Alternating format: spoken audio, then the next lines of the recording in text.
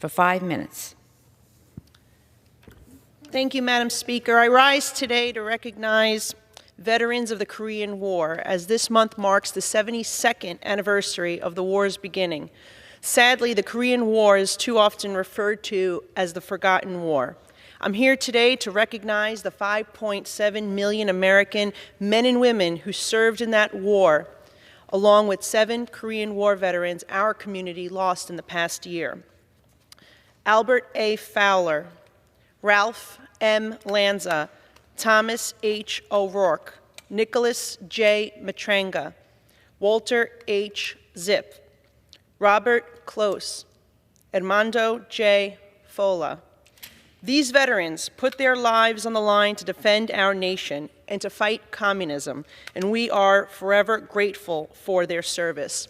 This past weekend, I joined the Corporal Alan Kivlahan chapter of the Korean War Veterans Association and local members of the Korean American community to honor them.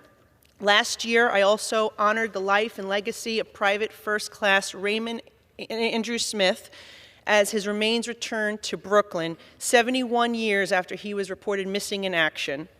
While the return of Raymond's remains is something to be celebrated, our nation must not forget that more than 81,600 Americans remain missing from World War II, the Korean War, the Vietnam War, the Cold War, the Gulf War, and other conflicts.